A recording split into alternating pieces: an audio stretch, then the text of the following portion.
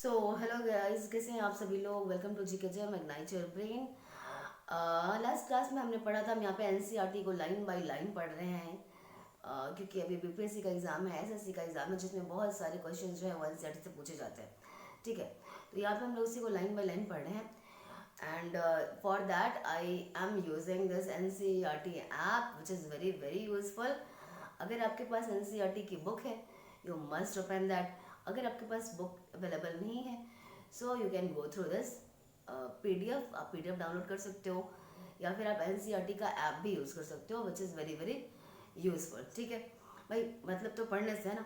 और अगर आपके पास ये दोनों चीज़ें अवेलेबल नहीं हैं, so you should focus on what ever I am saying. ठीक है, मैं जो बोल रही हूँ उस पर आराम से फोकस करो और ध्यान से सुनो। यहाँ पर हम लोग लाइन बाय लाइन पढ़ने वाले हैं एनसीईआरटी के चैप्टर्स को। राइट, चलो शुरू करते हैं। सेकेंड चैप्टर क्या है हमारा? सेकेंड चैप्टर है विविधता एवं भेदभाव। विविधता के बारे में हमने लास्ट क्लास में पढ़ा था। राइट, कि कितने अलग अलग तरह के लोग रहते हैं भारत में, है ना। विविधता क्या होती है? अगर आपने वो चैप्टर नहीं पढ़ा है, नहीं देखा है, तो गो थ्रू प्लेलिस्ट में जाओ आप, अब देखो उसको। चलो शुरू करते हैं। हम क्या हैं और हम कैसे हैं, यह कई चीज़ों पर निर्भर करता है।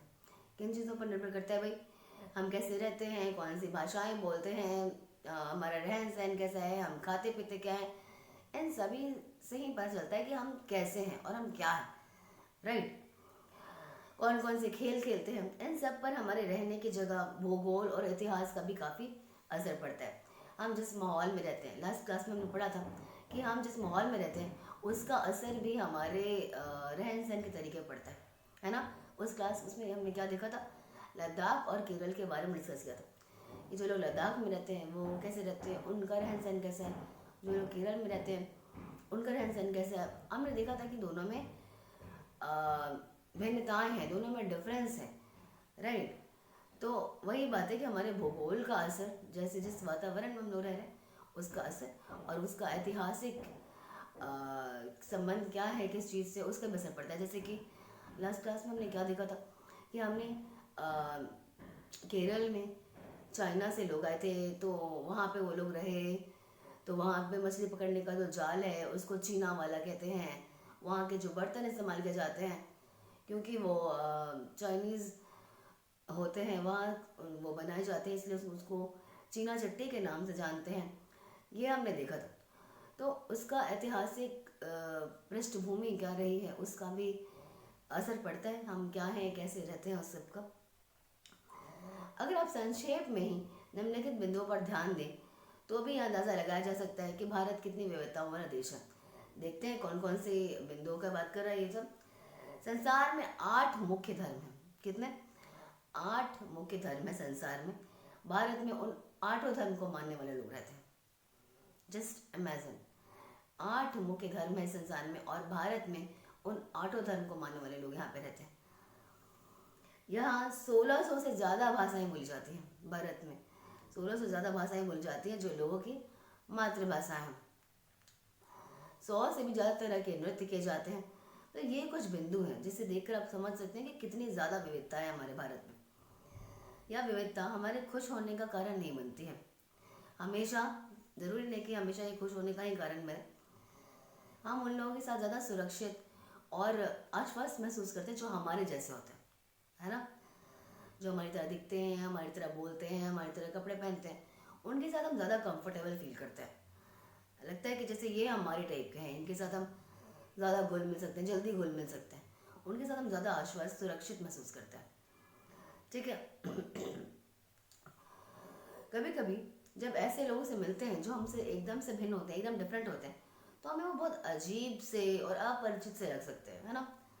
मतलब अगर आप एक तरह के लोग क्लास में या किसी एक इंस्टीट्यूट में कहीं भी एक तरह के लोग बैठो, सडनली कोई एंटर करता है जो कि आपसे एकदम अलग, तो वो क्या, सब लोग उसी को देखने लगते हैं अजीब से, ये कौन है कैसा है, सब उसी के बारे में खुसफुसाहट करने लगते हैं, बातें करने लगते हैं। तो यही चीज़ें होती है कि हम अपरिचित लगता है वो इंसान हमें। कई बार हम समझ नहीं पाते या जान ही नहीं पाते कि वो हमसे अलग क्यों है। राइट, लोग अपने से अलग दिखने वालों के लोगों में अपनी खास राय बना लेते हैं, प्री कॉन्सेप्ट बना लेते हैं। अच्छा ये ऐसे है तो इसका स्वभाव ऐसा ही होगा, है ना। ये जैसे हम सुनी सुनाई बातों पर विश्वास कर लेते हैं, हमने जो पहले कभी सुना होगा किसी खास धर्म के बारे में, जैसे हमने कुछ सुन लिया कि अच्छा उस धर्म के एक पर्टिकुलर व्यक्ति ने ऐसा किया, तो हम पूरे उस धर्म के बारे में सोच लेते हैं कि अच्छा ये धर्म ही ऐसा है, इसके लोग ही ऐसे हैं, right. I am not pointing out on any particular religion, just for example कि हम एक प्री कॉन्सेप्ट बना लेते हैं अपने माइंड में कि ऐसा हुआ है तो ऐसे ही लोग हैं, ये लोग तो ऐसे ही हैं भाई, है ना। तो हम अपने राय बना लेते हैं। इसको क्या बोलते हैं हिंदी में? इसको बोलते हैं पूर्वाग्रह, राइट। देखो अब क्या बोलता है पूर्वाग्रह। देखो इसमें एक तो ये ग्रामीण लोग और शहरी लोग के बारे में लिखा हुआ है कि ग्रामीण लोग शहरी लोगों के बारे में क्या सोचते हैं और शहरी लोग ग्रामीण लोगों के बारे में क्या सोचते हैं। अब देखो सोचते क्या है, ये तो उनका एक पूर्वाग्रह हुआ ना, उनका पूर्वाग्रह हुआ कि वो क्या सोच रहे हैं। पहले से अपनी राय बना लेते क्या चाहिए, शहर के ये ऐसे ही हो, ये गांव का है तो ये ऐसा ही हो, ठीक है। तो इसी के बारे में यहाँ पे दिया हुआ है।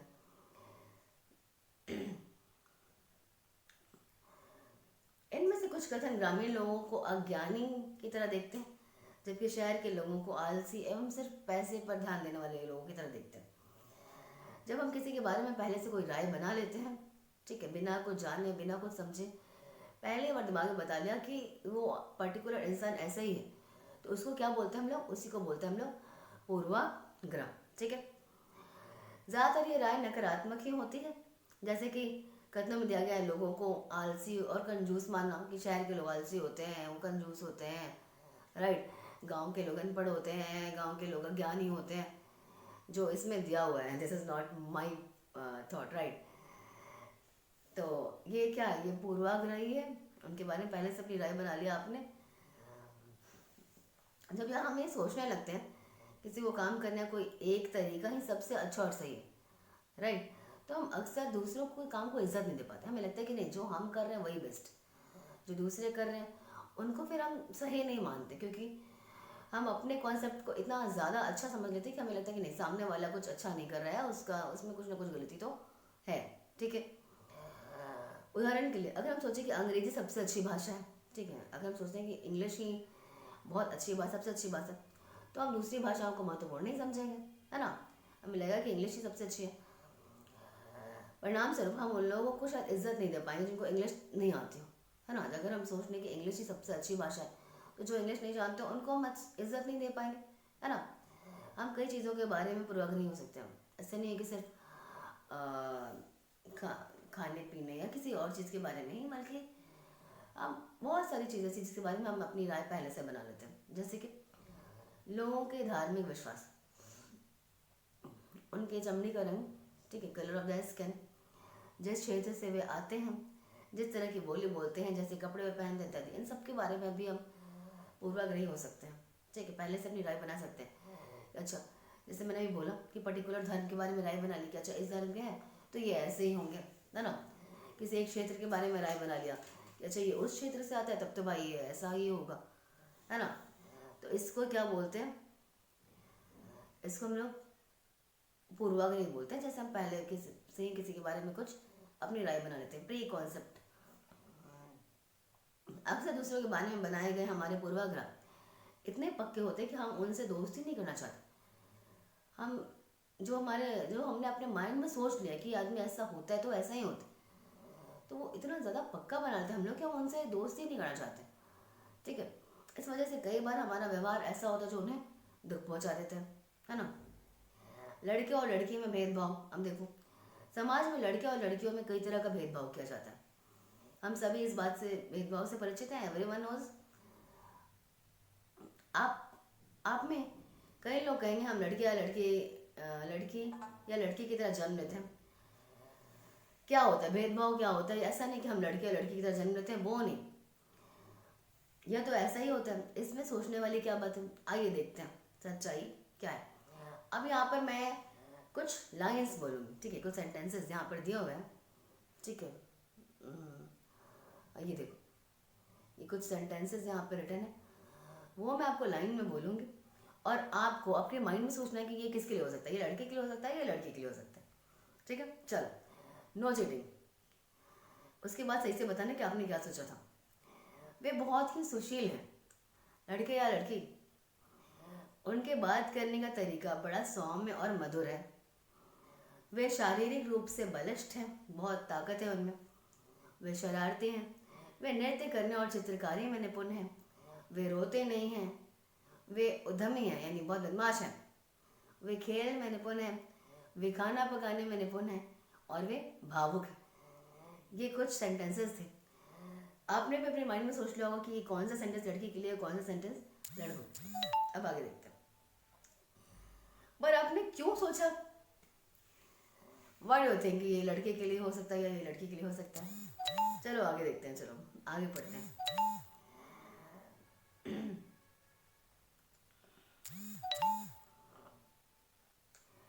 अगर हम इस कथन को लें, वे रोते नहीं हैं, तो आप देखेंगे कि कुछ ये जो गुण है वो आमतौर पर लड़कों या पुरुषों के साथ जोड़ा जाता है। आपने भी जोड़ा होगा, है ना? चीटिंग नहीं, सही सही बताना। बचपन में जब लड़कों को गिर जाने पर चोट लग जाती है तो माता पिता क्या करते हैं? अरे रोते नहीं है, तुम लड़के हो ना, तुम बहादुर हो, तुम रोओगे नहीं, रो मत, तुम लड़के हो। लड़के बहादुर होते हैं, वो रोते नहीं। जैसे जैसे लड़के बड़े हो जाते हैं उनका ये जो है वो पक्का हो जाता है कि हाँ भाई हम लड़के हैं, वी कांट क्राई, राइट, हम रो नहीं सकते। यहाँ तक कि अगर किसी लड़के को रोना आए भी तो अपने आप को रोक लेता है। लड़का यह मानता है कि रोना जो है वो कमजोरी की निशानी है। हालांकि लड़कों और लड़कियों दोनों को कभी कभी रोने का मन करता है, राइट। लड़के भी रो सकते हैं, लड़कियां भी रो सकती हैं, लेकिन शुरू से उनको ऐसा बोला जाता है कि तुम रो नहीं सकते क्योंकि तुम लड़के हो, राइट। लड़के बहादुर होते हैं, लड़के रोते नहीं। तो इसी धारणा को लेते हुए आगे बढ़ जाते हैं। हालांकि ये गलत है। खासकर जब उन्हें गुस्सा आए या दर्द हो तो उनको भी तो रोने का मन करता है ना, लड़कों को भी रोने का मन करता है। लेकिन बड़े होने तक लड़के के सीख जाते हैं कि अपने आप को सिखा लेते हैं कि रोना नहीं है कोई भी कंडीशन। अगर एक लड़का रोए तो उसे लगता है कि दूसरे उसे चिढ़ाएंगे या उसका मजाक बनाएंगे। लड़कों को ये लगता है। वे कोमल एवं मृदुल स्वभाव के हैं। वे बहुत ही सुशील हैं। ऐसे कथनों पर अगर चर्चा कीजिए कि लड़कियों पर लागू किया जाता है, ठीक है, ये बहुत कोमल है, बहुत सुशील हैं, संस्कारी हैं, ये लड़कियों पर यूज़ किया जाता है। क्या लड़कियों में जन्म से ये गुण होते हैं? जन्म से तो लड़का लड़की दोनों बराबर है। आप जैसे उसको सिखाओगे वैसे ही तो सीखेंगे ना वो आगे चल के। जैसे अभी हमने लड़कों के बारे में बात की कि लड़कों को क्या बोला जाता है कि तुम रो नहीं, तुम रो नहीं सकते, तुम बहादुर हो, तुम लड़के हो। वैसे ही लड़कियों को भी सब सिखाया जाता है कि नहीं तुम लड़की हो, तुम ऐसे नहीं बैठ सकती, तुम ऐसे चल नहीं सकती, तुमको तो ऐसा ही होना है। ये सब जन्म से ही नहीं होता, ये सब धीरे धीरे आपका जो समाज है, आपके जो आसपास के लोग हैं, वो आपको ऐसा सोचने पर मजबूर कर देते हैं कि आप वैसा ही सोचो, ठीक है। ठीक है, चलो आगे देखते हैं। हम लगातार ये सुनते हैं कि लड़के ऐसे होते हैं, लड़कियां ऐसी होती हैं। समाज की इन मान्यताओं को हम बिना सोचे समझे मान लेते हैं, बिना सोचे समझे कि ऐसे क्यों। कभी कोई क्वेश्चन नहीं करेगा कि ऐसा क्यों भाई, बस मान लेना है कि हाँ ऐसा सब बोल रहे हैं कि हम लड़कियां ऐसी होती हैं तो हम ऐसे ही रहें।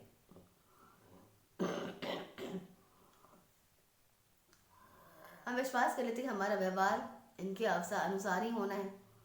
हम सभी लड़कों और लड़कियों के एक छवि के रूप में देखना चाहते हैं। हमारे दिमाग में लड़कों और लड़कियों को लेकर एक पर्टिकुलर एक छवि बनी हुई है कि लड़के ऐसे होते हैं, लड़कियाँ ऐसी होती हैं। और अगर कोई लड़की या कोई लड़का उससे थोड़ा सा भी अलग दिखता है तो हम सोचते हैं कि ये क्या है, ये कौन सा नमूना है। मतलब हम उसको अलग ही सोचने लग जाते हैं। हमारा जो थॉट है वो उनके बारे में नेगेटिव होता चला जाता है। ये ऐसे क्यों? क्योंकि वो हमें अपने हिसाब से नहीं दिख रहा है ना। ये रूढ़िबद्ध धारणाएं बनाना, ये रूढ़िबद्ध धारणाएं होती हैं, ठीक है। जब हम सभी लोगों को एक छवि में बांध लेते हैं कि लड़के ऐसे होने चाहिए, लड़के ऐसे होने चाहिए, तो ये एक रूढ़िबद्ध धारणा। रूढ़िबद्ध धारणा मतलब जो समय के साथ बदल नहीं रही, ठीक है, वो उसमें जंग लगा हुआ है लेकिन वो चली जा रही है वो धारणा, उनको बदलना नहीं है। कई बार पक्की धारणाएं बना लेते हैं जिनको रूढ़िबद्ध धारणा बोलते हैं। कई बार हम किसी खास धर्म लिंग के कारण किसी को कंजूस, अपराधी या बेवकूफ ठहराते हैं। ऐसा दरअसल उनके बारे में एक पक्की धारणा बनाने से होता है। हमने कुछ सोच लिया कि ऐसे होते हैं तो वो वैसे ही होते हैं, सिर्फ इसलिए कि लोग उस समूह, कुछ लोग उस समूह के वैसे हैं। ज़रूरी तो नहीं कि सारे लोग ही वैसे हो, ठीक है। इस प्रकार की धारणाएं हमें प्रत्येक इंसान को एक अनोखे और अलग व्यक्ति की तरह देखने से रोक देती है। हम नहीं देख पाते कि कुछ व्यक्ति अपने खास गुण और क्षमताओं हैं जो दूसरों से अलग है। हर किसी में एक टैलेंट है, एक अपना गुण है जो जो इन्हें खास बनाता है। ज़रूरी नहीं कि वो एक पर्टिकुलर आपके मन में जो छवि है उसके साथ वो चिपके रहे। उनमें एक अलग टैलेंट हो सकता है। बॉक्सिंग में कितनी अ, महिलाएं आगे हैं, है ना? वेट लिफ्टिंग में, बॉक्सिंग में, तीरंदाजी में सब आगे जा रही हैं। तो ये सब चीज़ें जो धारणाएं हम बना के रखते हैं उससे अलग देखने से, उससे अलग अगर हम नहीं देखते तो इनका टैलेंट तो छुपा का छुपा ही रह जाएगा, है ना? कभी नहीं समझ में आएगा कि ये भी लड़कियां भी ऐसा कुछ कर सकती हैं या लड़के भी अच्छे मास्टर शेफ हो सकते हैं, राइट?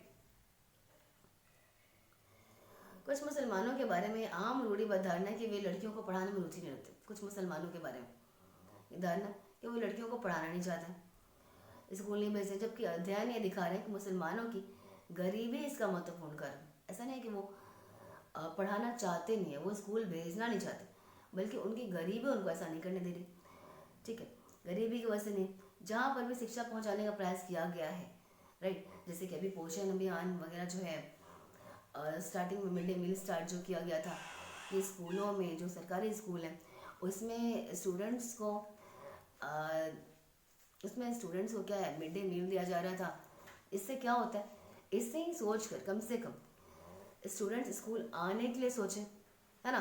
तो इससे क्या होगा कि जो गरीबी के कारण जो मुसलमान अपने बच्चों को स्कूल नहीं भेज रहे थे वो अब भेजना चाहेंगे, क्योंकि अब उसमें पैसा तो लग नहीं रहा है। और इसके साथ साथ क्या हो रहा है कि बच्चों को स्कूल में मिड डे मील भी अवेलेबल करवाया जा रहा है, right? So this is very very important. तो ये धारणा अगर हम बना लेते हैं, एक प्री कॉन्सेप्ट बना लेते हैं कि सिर्फ इस वजह से मुसलमान जो है वो अपनी लड़कियों को, अपनी बेटियों को पढ़ाना नहीं चाहते, तो ये गलत कॉन्सेप्ट है।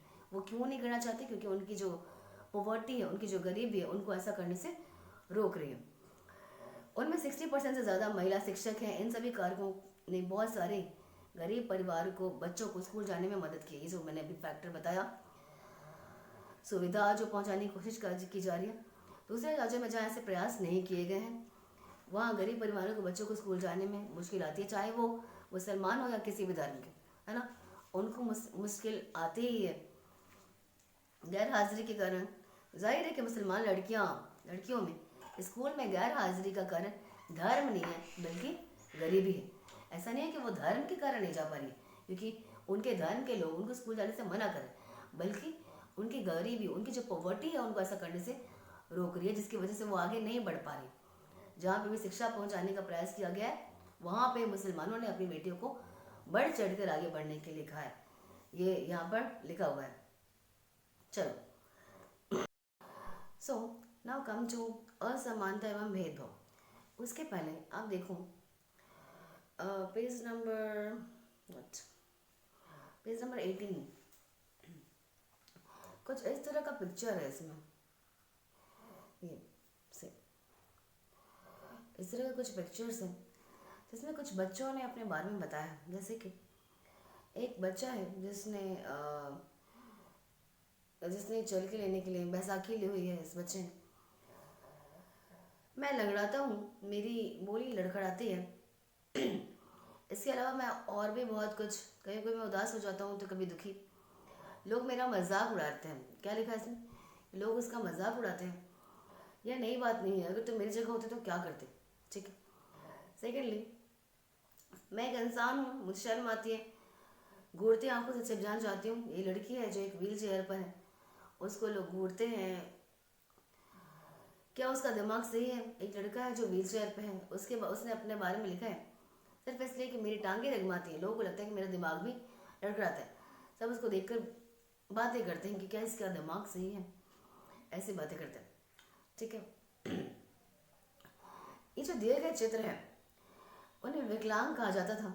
इस शब्द को बदलकर आज उनके लिए खास जरूरत वाले बच्चे का प्रयोग, ये जो शब्द है वो किया जाने लगा। ठीक, उनके बारे में लोगों के पूर्वाग्रहों को बड़े अक्षरों में दिया गया है। लोग उनके बारे में क्या सोचते हैं, क्या अपनी राय बना के रखते हैं, उसके बारे में यहाँ पर दिया गया है। साथ में उन्होंने अपनी भावनाएं और अपने विचार को बताया है। आपकी राय में ऐसी ज़रूरत बच्चे के लिए सामान्य स्कूल में पढ़ना चाहिए या कैसे पढ़ना चाहिए? उनके लिए एक अलग खास स्कूल होना चाहिए या उन्हें सामान्य स्कूल में पढ़ना चाहिए? आपकी राय बताओ, आप कमेंट सेक्शन में लिखकर बताओ। ठीक है, चलो। और समानता एवं भेदभाव। भेदभाव तब होते हैं जब लोग पूर्वाग्रहों या रूढ़िबद्ध धारणाओं के आधार पर व्यवहार करते हैं। हमने पहले से कुछ सोच रखा है कि आप इस तरह के हो और उसी टाइप से हम आपके साथ व्यवहार कर रहे हैं, तो ये क्या हो जाता है, इससे भेदभाव होता है।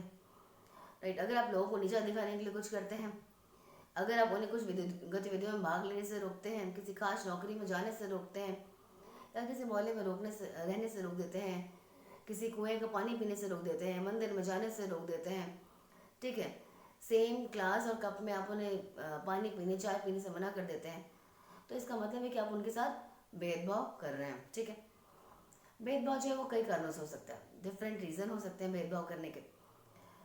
अब हम लोग याद करते हैं कि पिछले पार्ट में, पिछला जो लास्ट चैप्टर में पढ़ा था, समीर एक और समीर दो क्या थे, एक दूसरे से एकदम डिफरेंट थे। ठीक है, समीर एक समीर दो में बहुत सारे बहुत सारी जो थी वो क्या, बहुत सारे डिफरेंस थे दोनों में, जो हमने देखा भी था, डिस्कस भी किया था। उनका धर्म अलग था, एक पढ़ा हुआ था तो एक अनएजुकेटेड था। ठीक है, एक हिंदू था एक मुस्लिम था। राइट, ऐसा तब होता है, पर यह भेदभाव का कारण भी बन सकता है ना। तो ऐसा तब होता है जब लोग अपने से भिन्न प्रथाओं और रिवाजों को निम्न कोटि का मानते हैं, अपने आप को सुपीरियर समझते हैं और दूसरे का जो धर्म है, दूसरे का जो रिवाज है, उसको छोटी एकदम निम्न कोटि का मानते हैं, उसको तवज्जो नहीं देते हैं। ठीक है, दोनों समीरों में एक और अंतर उनकी पृष्ठभूमि का था। समीर दो गरीब था, या विविधता का पहलू नहीं है, दोनों एक समीर एक जो था वो अमीर था, समीर दो गरीब था, तो ये विविधता का पहलू नहीं है, जो हमने लास्ट क्लास में पढ़ा था कि ये विविधता नहीं, ये गैर समानता है, ये अनइक्वालिटी का बात की बात है। बहुत से लोगों के पास ज़रूरत की चीज़ें भी नहीं होती हैं। ठीक है, इस कारण दफ्तरों, अस्पतालों, स्कूलों में उनके साथ भेदभाव किया जाता है। जैसे हमने लास्ट क्लास में, लास्ट चैप्टर में पढ़ा था कि कैसे जो दलित वर्ग के लोग थे होते थे, उनको स्कूल में जहाँ दूसरे बच्चे बैठते थे वहाँ पर नहीं बैठने दिया जाता था, उनको अलग बैठने के लिए कहा जाता था, है ना। कुछ लोगों को इस चीज़ को भेदभाव करना कहते हैं। कुछ लोगों को विविधता और असमानता पर आधारित दोनों ही तरह के भेदभाव झेलने पड़ते हैं। कुछ लोग, मान लो अगर आप कुछ लोग जो होते हैं वो एक तो निम्न वर्ग के हैं, उसके लिए उनको वो झेलना पड़ता है। दूसरे अगर वो गरीब भी हैं तो उनको दोनों तरह से, उसके लिए भी उनको भेदभाव झेलना पड़ जाता है। एक तो इस कारण को समुदाय संस्कृति मूल्यवान नहीं माना जाता, ऊपर से अगर वो गरीब है तो इस तरह से भेदभाव किया जाता है। दोहरे भेदभाव का सामना कई जनजातीय लोगों, धार्मिक समूह और खास क्षेत्र के लोगों को करना पड़ता है। भेदभाव का सामना करने पर अपने आजीविका चलाने के लिए लोग अलग अलग तरह के काम करते हैं। ठीक है, सबको काम करना पड़ता है आजीविका चलाने के लिए, जैसे पढ़ाना, बर्तन बनाना, मछली पकड़ना, बढ़ईगिरी करना, खेती करना, बुनाई करना इत्यादि। ठीक है, अलग अलग तरह के काम। लेकिन कुछ काम को क्या होता है, ज़्यादा तवज्जो दिया जाता है और कुछ काम को एकदम कम का तवज्जो दिया जाता है, वैल्यू नहीं दिया जाता है। ठीक है, जबकि वो भी काम बहुत इंपॉर्टेंट होते हैं, लेकिन कुछ को ज़्यादा इंपॉर्टेंस दिया जाता है और कुछ को इम्पोर्टेंस कम दिया जाता है। सफाई करना, कपड़े धोने वाले जो होते हैं, बाल काटने वाले, कचरे उठाने वाले, इनको समाज में कम महत्व दिया जाता है। राइट, आपने भी देखा होगा, इनको समाज में कम महत्व दिया जाता है, इसलिए जो लोग इसको काम करते हैं उनको गंदा माना जाता है, अपवित्र माना जाता है, उनको सेम बर्तन में खाने नहीं दिया जाता है, उनको अलग रखा जाता है, उनसे दूर रहा जाता है।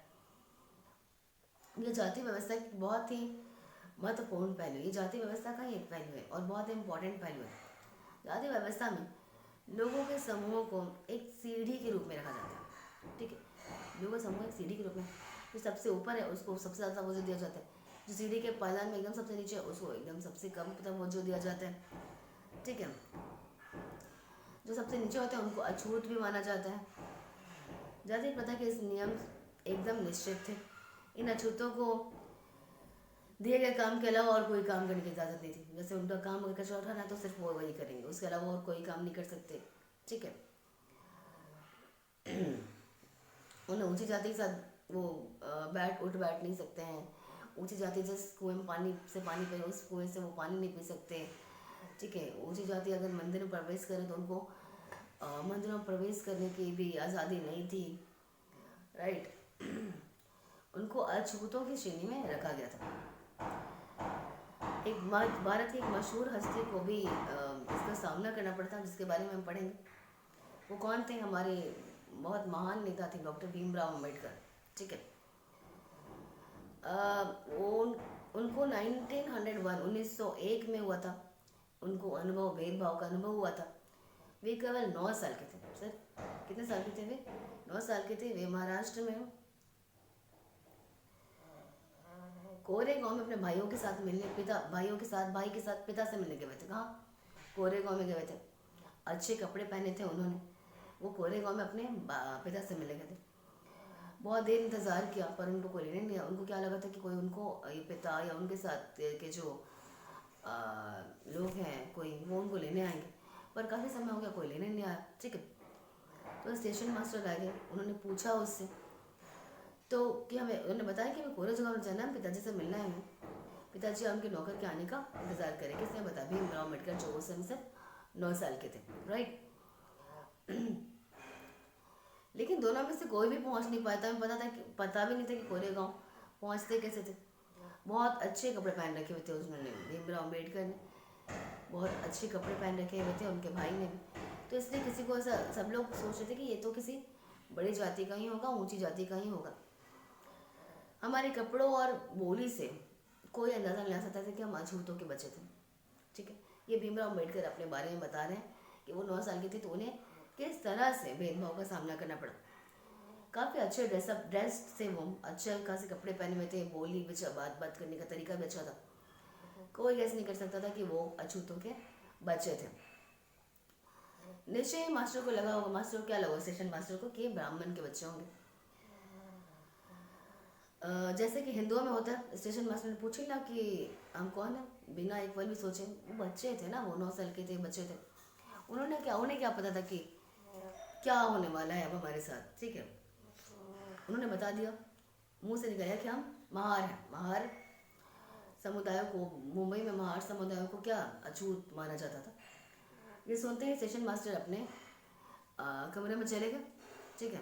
ये सुनते ही स्टेशन मास्टर क्या हुआ, वो अपने कमरे में चले गए। एकदम से बहुत चक्के रह गए, क्योंकि अभी तक वो सोच नहीं रहे थे कि ये अछूतों के बच्चे होंगे। उनके चेहरे में अचानक, जैसे उन्होंने बोला ना कि हम महार हैं, तो उनके चेहरे में एक अलग सा परिवर्तन आ गया, ठीक है। वो सोचने लगे कि यार, मतलब ये इनको देखे तो लग ही नहीं रहा था कि ये अछूतों के बच्चे होंगे, लेकिन फिर भी वो है। अब क्या हुआ भाई, अब कोई भी गाड़ी उनको कोरे गाँव ले जाने से के लिए राज़ी नहीं हो रही थी। सब मना कर रहे थे क्योंकि वो अछूत थे। और कोई भी जो रिक्शा वाले, जो भी गाड़ी वाले थे, वो किसी भी अछूत के बच्चों को अपनी गाड़ी में ले जाकर अपने आप को अछूत करना नहीं चाह रहे। जबकि ये बच्चे क्या बोले कि हम दुगने पैसे देते हैं, हमें ले चलो, हमें कोरे गाँव पहुँचा दो, लेकिन फिर भी कोई नहीं ले जाता। सोचिए कितनी बड़ी बात है। मान लो, इमेजिन करो आप लोग कि अगर आप इस जगह होते, आपको एक जगह से दूसरी जगह ले जाना कोई नहीं चाहता क्योंकि आप अछूतों के बच्चे हो, आपको कोई नहीं ले जाना चाहता, ठीक है। तो ये कितना, ये सिर्फ ये मेंटली भी एक टॉर्चर टाइप का है कि क्योंकि आपका जन्म एक यू नो एक छोटी जाति में हुआ है, इसकी वजह से आपको कितना कुछ झेलना पड़ रहा है। आप पैसे देने को तैयार हो, लेकिन फिर भी कोई आपको एक जगह से दूसरी जगह नहीं ले जाना चाहता, ठीक है। और ये किसकी कहानी? ये है डॉक्टर भीमराव अम्बेडकर की कहानी, जब वो छोटे थे, जब वो मात्र 9 साल के थे। कल्पना करो आप, भेदभाव भरा था उनके साथ, बच्चों के साथ जो व्यवहार था वो काफ़ी भेदभाव क्या किया। इस कहानी से क्या बिल्कुल साफ कि जाति पर आधारित भेदभाव न केवल दलितों की गतिविधियों से वंचित करता, गतिविधियाँ मतलब कि वो अपने चाह के अनुसार काम नहीं कर सकते। वो चाहते थे कोरे गाँव जाना, लेकिन उनको वो जा नहीं पाए क्योंकि उनको कोई अपने गाड़ी में बिठाना नहीं चाह रहा था, है ना। उनके आदर और सम्मान भी नहीं मिलने देता था जो दूसरों को मिलता था।